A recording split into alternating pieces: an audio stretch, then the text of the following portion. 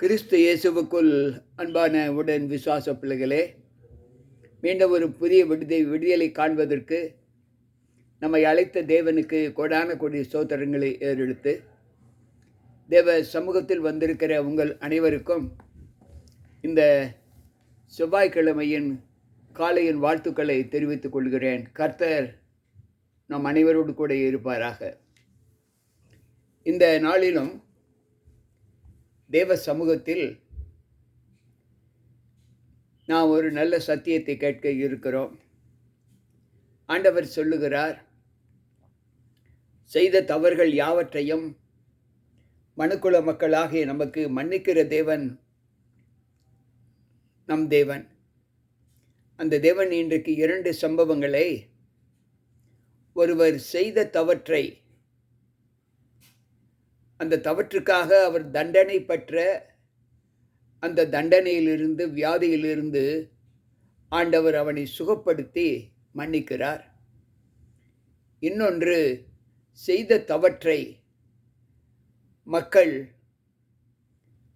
குற்றவாளி என்று நிறுத்தும்போது ஆண்டவர் அந்த தவற்றையும் மன்னித்து அனுப்புகிறார். இந்த 2 விதமான தவறுகள் வேதாகமத்தில் சித்தரிக்கப்பட்டு இருக்கிறது. அவைகளிலிருந்து நாம் கற்றுக்கொள்ளக்கூடிய சத்தியம் என்ன என்பதை நாம் அறிந்து அதன்படி நம்முடைய வாழ்க்கையை தேவனுக்கு ஒப்புக் கொடுப்போம். வேதாகமத்தில் மனுஷர் செய்த சகல பாவங்களும், அவர்கள் தூஷித்த சகல தூஷணங்களும் அவர்களுக்கு மன்னிக்கப்படும் என்று மார்க் 3:28 வாசிக்கலாம். எனவே எல்லா தவறுகளையும் ஆண்டவர் மன்னிக்கிறவர் என்று வேதம் முதலாவது நமக்கு கற்றுக் கொடுக்கிறது. அவரால் மன்னிக்கப்படாத தவறுகள், பாவங்கள் ஒன்றுமில்லை.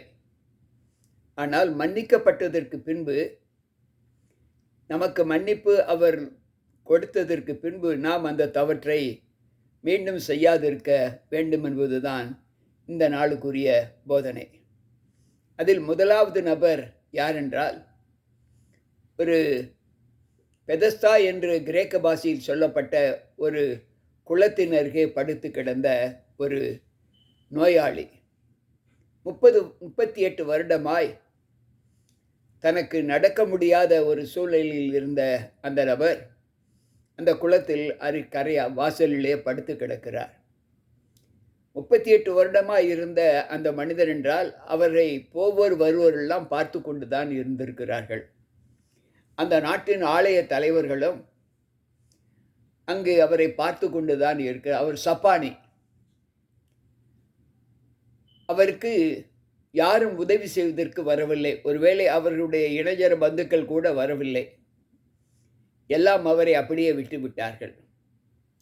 நம்முடைய ஆண்டவர் அந்த அவ்வழியாக நடந்து வரும்போது அந்த மனிதரை கண்டு மனதுருகி அவனை பார்த்து கேட்கிறார். அப்பொழுது, நான் என்னை தூக்கி விடுவதற்கு யாரும் இங்கு இல்லை. ஏனென்றால் நான் எழுந்து நிற்க முடியாத, நடக்க முடியாத ஒரு முடவன். இந்த குளத்தில் எப்பொழுதாவது தேவதூதன் வந்து தண்ணீரை கலக்குவான். அந்த தண்ணீரை கலக்கும்போது முதலாவது யார் அதில் அந்த குளத்தில் இறங்குகிறார்களோ அவர்கள் முற்றிலும் குணமாக்கப்பட்டவர்களாய் எழும்பி வருவார்கள். நானும் இந்த 38 ஆண்டுகளாய் படுத்து காத்திருக்கிறேன். என்னால் முடியவில்லை. எனக்கு உதவிக்காரரும் இல்லை. எனக்கு முந்தி யாராவது போய் சுகம் பெற்று வெளியே ஏறுகிறார்கள். ஆண்டவர் அவனை பார்த்து கேட்கிறார், இந்த முறை உனக்கு அப்படி ஆகாது என்று சொல்லி அவனை தூக்கி அங்கு அந்த குளத்தின் அந்த தண்ணீர் அருகிலே அங்கு போய் கொண்டு விடுவதற்கு பதிலாக அங்கு ஒரு புதிய மாற்றத்தை கொடுக்கிறார். நீ குளத்தில் இறங்க வேண்டாம், நான் உன்னை சுஸ்தமாக்குறேன் என்று சொல்லி அவருடைய இளகிய மனதை அங்கு வெளிப்படுத்தி காண்பிக்கிறார். ஆண்டவர் அவனிடத்தில் கேட்கிறார், நீ சுகமாக வேண்டும் என்று விரும்புகிறாயா என்று கேட்கிறார். அவர் உடனே, அந்த பிணியாளி உடனே, என்னை தூக்கி கொண்டு போய் விடுவதற்கு யாரும் இல்லை, எல்லோரும் நான் முந்திக் கொள்ளுகிறார்கள் என்று சொல்லுகிறார். இயேசு அவனை நோக்கி சொல்லுகிற வார்த்தை, நீ கவலைப்படாதே என்று சொல்லி, எழுந்திரு, உன் படுக்கையை எடுத்துக்கொண்டு நட என்று சொல்லுகிறார். அன்பு பிள்ளைகளே, எழுந்திரு, உன் படுக்கையை எடுத்துக்கொண்டு நட என்று சொல்லுகிறார். இந்த பலத்தை, இந்த வார்த்தையின் தத்துவத்தை நாம் எப்படி பார்க்கிறது என்பதை சற்று யோசித்து பார்ப்போம். ஆண்டவர் சொல்லுகிறார், எழுந்திரு, உன் படுக்கையை எடுத்துக்கொண்டு நட. இந்த வார்த்தையை கேட்ட அந்த பிணியாளி, 38 வருஷமாய் குளத்தின் அருகே படுத்து கிடந்த அந்த பிணியாளி, தேவ வார்த்தையை கேட்டு அவன் எழுந்து நடக்க ஆரம்பிக்கிறான். அந்த நாள் ஓய்வு நாளாய் இருந்தது என்று வேதம் சொல்லுகிறது. உடனே அந்த மனுஷன் சுஸ்தமாகி தன் படுக்கையை எடுத்துக்கொண்டு நடந்தான். ஆதலால் யூதர்கள் குணமாக்கப்பட்டவனை நோக்கி, இது ஓய்வு நாளாயிற்றே, உன்னை குணப்படுத்தியது யார் என்று கேட்கிறார்கள். இதில் ஒரு சத்தியம். இந்த யூதர்கள்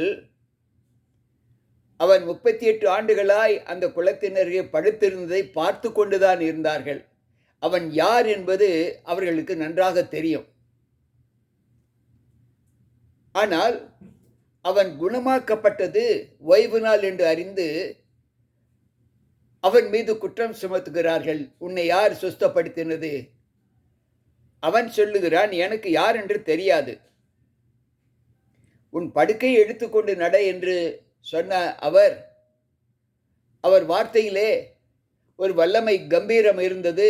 அவர் வார்த்தையை கேட்ட மாத்திரத்தில் எனக்கு தெம்பு வந்து விட்டது, நான் எழுந்து நடந்தேன் என்று சொல்லுகிறார். அன்பு பிள்ளைகளே, இன்றைக்கு அவர் சொல்ல ஆகும், அவர் கட்டளையிட நிற்கும் என்று வேதம் சொல்லுகிறது. சமுத்திரத்தின் அலைகளை அதற்றினவர் இன்றைக்கு சிங்கக்கபியின் போடப்பட்ட தானியேலின் காப்பாற்றின தேவன், அனனியா, மிசாவேல், அசிரியா என்பவர்களை அக்கினி சூளையிலிருந்து காப்பாற்றின தேவன், அவர் சொல்ல ஆகும், அவர் கட்டளையிட நிற்கும். இந்த நாளிலும் ஆண்டவர் அந்த வார்த்தையை சொல்லி அவனை நடக்க வைக்கிறார். ஆனால் குற்றம் சாற்றுகிறவர்கள், இது ஓய்வு நாளாயிற்றே, எப்படி நீங்கள் சொஸ்தமாக்கினீர்கள் என்று கேட்கிறார், சொஸ்தமானா என்று கேட்கிறார். அடுத்த முறை அவனை ஆண்டவர் தேவாலயத்திலே சந்திக்கிறார். ஆனால் அவரை சந்திக்கும் போது சொஸ்தமாக்கப்பட்ட அந்த பெதஸ்தா குளத்தில் படுத்திருந்த அவர் யார் என்று ஆண்டவரே அவரை அறியவில்லை. பின்பு ஆண்டவர் சொல்லுகிறார், இயேசு அவனை தேவாலயத்தில் கண்டு, இதோ நீ சொஸ்தமானாய், உன்னை முற்றிலும் நான் குணமாக்கி விட்டேன், இனிமேலும் கேடானது ஒன்றும் உனக்கு வராதபடி இனி பாவம் செய்யாதே என்று சொல்லுகிறார். அன்பு பிள்ளைகளே, இதிலிருந்து நமக்கு ஒரு சத்தியத்தை ஆண்டவர் வெளிப்படுத்தி காண்பிக்கிறார். அவன் செய்த பாவம் அவனை தண்டித்தது. என்ன தண்டனை என்றால், அவன் 38 ஆண்டுகளாய் எழுந்திருக்க முடியாத முடவனாய் காணப்பட்டிருந்தான், நடக்க முடியாமல் இருந்தான். அது அவனுக்கு தண்டனை. ஆண்டவர் சொல்லுகிறார், நீ முற்றிலும் சுஸ்தமானாய், இனிமேலும் உன்னுடைய சரீரத்திற்கு கேடு வராதபடி இனி பாவம் செய்யாதே என்று சொல்லுகிறார். இது முதலாவது சம்பவம். இதே வார்த்தையை ஆண்டவர் இன்னொரு இடத்திலும் அவர் சொல்லுகிறார். யோவான் 8வது அதிகாரத்தை நாம் வாசிப்போம் என்றால், இந்த யோவான் 8வது அதிகாரத்திலே ஆண்டவர் சொல்லுகிற வார்த்தை. அங்கு விபச்சாரத்தில் ஈடுபட்ட ஒரு பெண்ணை அங்கு வேதபாரர்களும் பரிசேயர்களும் அவரிடத்தில் கொண்டு வந்து அவர் நடுவே நிறுத்தி, போதகரே, இந்த ஸ்திரீ விபச்சாரத்தில் கையும் களவுமாய் பிடிக்கப்பட்டார். இப்படிப்பட்டவளை கல்லெறிந்து கொள்ளுங்கள் என்று மோசே நியாயப்பிரமாணத்தை எழுதி வைத்திருக்கிறார் என்று சொல்லுகிறார். அன்பு பிள்ளைகளே, இதை நாம் லேவியராகம புஸ்தகம் 20வது அதிகாரம் 10வது வசனத்திலேயும் உபாகமம் 22:22லேயும் நான் வாசிக்கலாம். இன்றைக்கு இந்த அனுபவத்தை பார்க்கும்போது அவரை அந்த மக்கள் அந்த விபச்சாரம் செய்த அந்த ஸ்திரியை ஆண்டவரிடத்தில் கொண்டு வந்து அவர் மேல் குற்றம் சுமத்துவதற்கான காரணம் உண்டாகும் பொருட்டு அவரை சோதிக்கும்படி இப்படி சொன்னார்கள். ஆண்டவர் ஏதாவது தவறு செய்து விடுவாரா, தவறு செய்ய மாட்டாரா என்பதை எதிர்பார்க்கக்கூடிய அளவிற்கு அவர் மீது எப்படியாவது குற்றம் சுமத்த வேண்டும் என்று நம்பி அவர்கள் இப்படி சொன்னார்கள். ஆண்டவர் அப்பொழுதும் அவர்கள் சொல்லை கேளாதபடி, பதில் சொல்லாதபடி தன்னுடைய பணியில் அவர் ஈடுபட்டு இருந்தார்.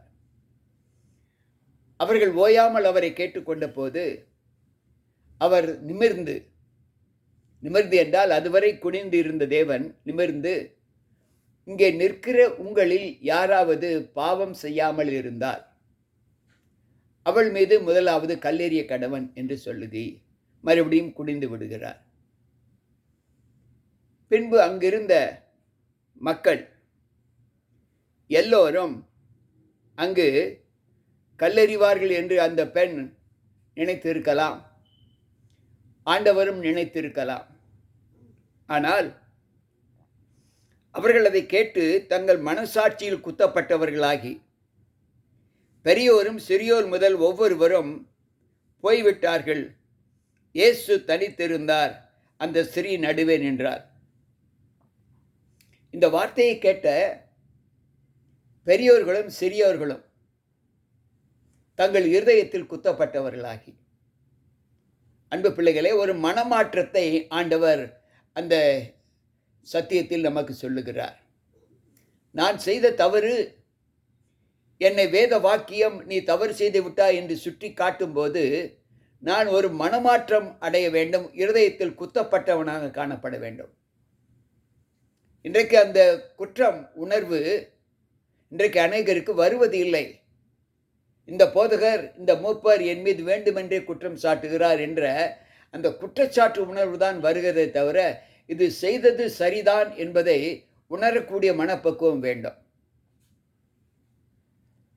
பின்பு ஆண்டவர் இன்னொரு சத்தியத்தை அந்த இடத்தில் சொல்லுகிறார். அந்த ஸ்திரியை பார்த்து அவர் சொல்லுகிறார், உன் மீது குற்றம் சாட்டினவர்கள் எங்கே?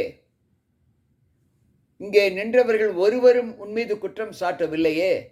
நானும் உன்னை குற்றவாளியாக தீர்க்க மாட்டேன். ஆனால் ஒன்றை நீ ஒன்று செய், இனிமேலும் நீ உன்னை ஆக்கினைக்குள்ளாக தீர்க்காதபடிக்கு நீ இனிமேல் பாவம் செய்யாதே என்று சொல்லுகிறார். அன்பு பிள்ளைகளே, செய்த தவற்றுக்கு தண்டனை பெற்ற அந்த மகனை மீண்டும் அவர் சொல்லுகிறார் பாவம் செய்யாதே என்று. இங்கு தண்டனை வராதபடி, தண்டனையிலிருந்து யார் குற்றம் சாட்டினார்களோ அவர்களே இவர்களுக்கு விடுதலை கொடுத்து அவர்களும் இருதயத்தில் குத்தப்பட்டவர்களாகி இந்த பெண்ணும் மனமாற்றம் அடைந்தவளாக காணப்படுகிறார். நாம் எந்த நிலையிலும் பாவம் செய்வதனால் மட்டும் நமக்கு வியாதிகள் வரும் என்பதை ஒரு சத்தியமும், பாவம் செய்ததற்கு பின்பு அந்த பாவத்தை ஆண்டவர் மன்னித்து விட்டார் என்று அறிந்ததற்கு பின்பு நாம் மீண்டும் அந்த தவற்றை செய்யாமல் இருக்கவும், இந்த இரண்டு சத்தியங்கள் நமக்கு ஒரு பாடத்தை ஆண்டவர் நமக்கு கற்றுக் கொடுக்கிறார்.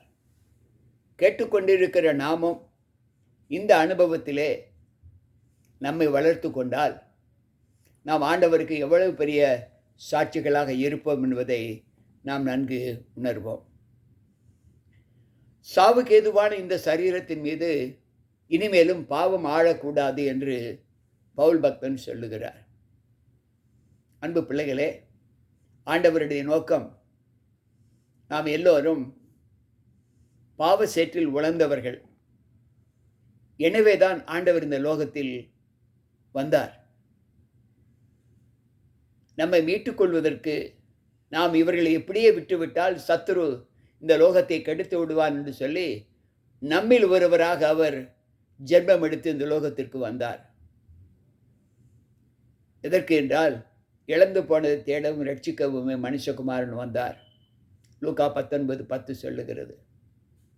இந்த லோகத்தின் பாவ ரட்சகர், இந்த லோகத்தின் மீட்பின் தேவன் என்று அவருக்கு சொல்லுகிற அந்த அனுபவத்தை நாம் எப்படி ஏற்றுக்கொள்கிறோம்? நாம் எல்லோரும் பாவம் செய்தவர்கள்தான். பாவம் செய்த நாம் நம்முடைய பாவங்களை ஆண்டவர் மன்னித்து இருந்தால், அந்த உணர்வு நமக்கு இருந்தால், நாமும் நம்முடைய சரீரத்தை இனிமேல் பாவம் ஆண்டு கொள்ளாதபடி நாம் பாவம் செய்யாது இருப்போம் என்கின்ற சத்தியத்தை இதன் வாயிலாக கேட்டோம். பாவம் செய்வதனாலும் நமக்கு வியாதிகள் வரும், துன்பங்கள் வரும், துயரங்கள் வரும் என்பதை நாம் அறிந்து கொள்ள வேண்டும். மேலும் நாம் செய்த எவ்வளவு பெரிய பாவம் செய்தாலும் அந்த பாவத்தை மன்னிப்பதற்கு ஆண்டவருக்கு வல்லமை உண்டு என்பதை ஆண்டவர் நமக்கு வலியுறுத்தி காண்பிக்கிறார். கேட்டுக்கொண்டிருக்கிற அன்பான தேவ பிள்ளைகளே, நீங்கள் யாராவது அன்றைக்கு அவர்கள் தங்கள் இருதயத்தில் குத்தப்பட்டவர்கள் ஆகி என்று சொன்ன அந்த வார்த்தை, பெரியோரும் சிறியோரும் போய்விட்டார்கள் என்று சொன்ன அந்த வார்த்தை இன்றைக்கு நம்மிடத்தில் காணப்படும் என்றால், இன்றைக்கு கேட்ட இந்த சத்தியம் கேட்கிற நம் ஒவ்வொருவருக்குள்ளும் குத்தப்பட்டு நாமும் பாவ சிந்தையிலிருந்து விலகி ஆண்டவருக்கு உண்மையுள்ள பிள்ளைகளாக நம்மை ஒப்புக் கொடுப்போம். தேசத்தை பாவமில்லாத தேசமாக மாற்றுவோம். ஆண்டவருக்கு பிரியமாய் நடப்போம். கர்த்தர் நம்மோடு இருப்பாராக. ஜெபிப்போம்.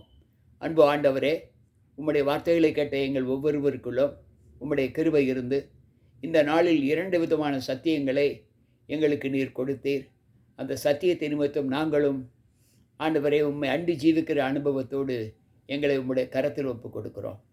கேட்ட வார்த்தையின்படி நாங்கள் செய்த தவறுகளை என் தேவன் மன்னித்து ஆண்டவர் நீர் தாமே மீண்டும் அந்த தவறுகளுக்கு எங்களை ஒப்புக் கொடுக்காதபடி எங்களை காத்துக்கொள்ள என் தேவன் கிருபை செய்யும். வந்திருக்கின்ற ஒவ்வொருவருக்குள்ளும் உம்முடைய கிருபை இருந்து பாதுகாத்துக் கொள்ளும். மீட்பர் இயேசு கிறிஸ்துவின் நாமத்தில் ஜெபிக்கிறேன் நல்ல பிதாவே, ஆமென்.